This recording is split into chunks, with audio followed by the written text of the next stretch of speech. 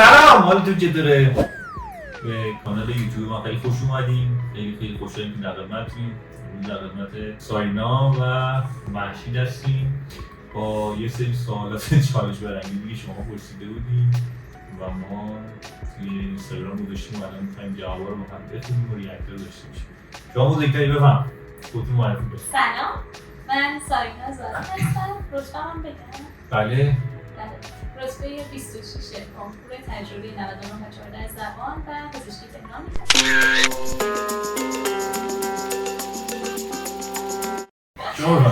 سلام، من مهشید بروزیاری. رتبه متاسفانه 940 و پزشکی قزوین میخونم.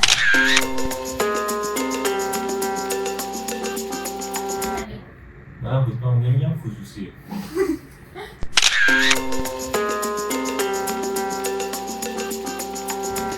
آقا یه سری سوال من پرسیده بودم ترم اول بچه‌ها چیکار نباید بکنن. دیگه یه مقدار فان من مجبورم که اینا کمو بزنم لایف‌ها شرکت بکنم متوجه میشید این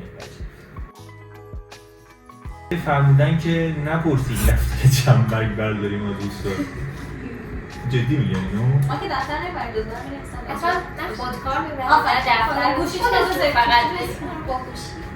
ما چک می‌بینیم. اینو من باید بگم. تو پزشکی تو هم دیگه پزشکی به خدا می‌کنی. سرکلاس هیچ شما یعنی اول باید هیچی؟ هیچ نمی‌دونم سرکلاس که دارم نمی‌کنم هیچ سر کلاس 50% آدم‌ها هیچ نمی‌فهمن. سرکلاس 99%. آفرین اما سرکلاس کلا 70% بچه‌ها قایمن از اون 20% حالا 50% شاید بفهمن. جدی تو پزشکی اینجوریه؟ ما کلاسمون فقط مثلا 200 نفر 40 نفر سرکلاس اگه خوب بیاد اونا قیمت نمی‌خورن؟ اسم خوب بیاد The one and only Digo Double G. باشه کلاسای ما در کلاس برگزار میشه همینجوری دخترایی و پسرایی و آقایونی قاطی میشه. ببین دختر پسر در کلاس ما اگر در همدیگه بشینن یعنی یه موضوعی هستش ولی اینا فکر کنم روشن فکر نه طالبانی میشینن طالبانی چی؟ یعنی که کام خواهران برای ما سلام من که با دوستان سلام نمیدونم آقا فرمودن که تو رو خدا ترم اول اکیپ نشید با کسی رفیق نشید پشت سر هیچ کس به دیگری چیزی نگید شما فکر کنم خیلی میتونید صحبت کنید اکیپ نشید هیچ اکیپی پایدار نمیده پایدار این هم این شکل حتی تا آخر ترم یک اصلا هیچ همه با هم دیگه دشمن میشن دشمن خونیه حالا دوستاشونو با دوستاشون معرفی کنن یا نه؟ دوستا با هم دیگه همه معرفی نه نفهمیدیم دوستاشونو به دوستاشون معرفی کنن یا نه؟ اصلا از این کارا نکنید ما دارک تجربه داشتیم که طرف دوستیش به من خورده و دوسته با اون دوست نشدن دیگه من بخوام صحبت کنم بچه‌ها ببینید کلا اکیپ پسرونه پسرا جمشید پسرا رفیق بعد تا ترم 2 هم پیدا نمی‌کنید هم فاز تو همه فیلم هم. بعد ترم 2 دیگه مثلا یه آقارضایی پیدا می‌کنی یا آرفجی یا امیررضایی یا امشکشی اینا هم میشینی کف لاگاردن به همه میخندی بله فرمودن که جبریه نشید روز اول دنبال پارتنر بگردید به نظر من تا سال 7 هم نباید بگردید اینطور که مثلا اصلا تو دانشگاه کسی پیدا آفرین من به عنوان کسی که برخلاف نظر اینا انجام دادم میگم که ببینید هر کاری میکنید انجام بدید دیگران هیچی هم نباشید زندگی ادامه بدید من ترم یک خیلی شکلات کردم جون من عاشق نشین همون اول راجع نظرتون رو بگید من واقعا نظر شخصیم باید در تو بگید خب به نظر من آدم در نگاه اول هر کسی رو تو گروه خودش میبینه خوشش میاد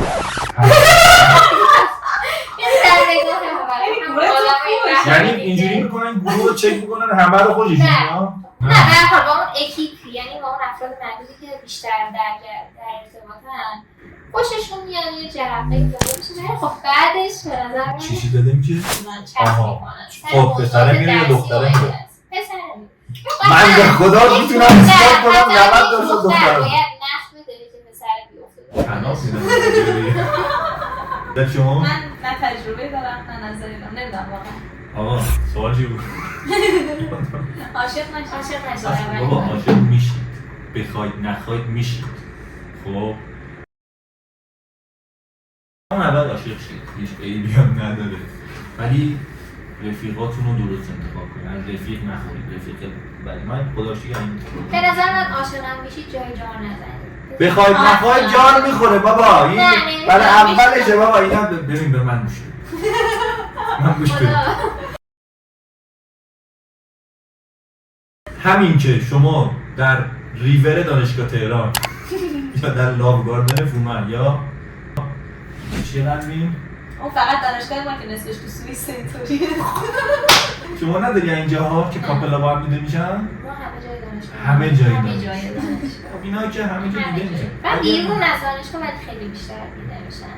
یه بام داره رشته قضیه. بابا گروه تجسس من یه راهی یه بام داره قضیه. هر کسی میخواد کشف کنه که کی با کیه میره اونجا. شما همه رفتی؟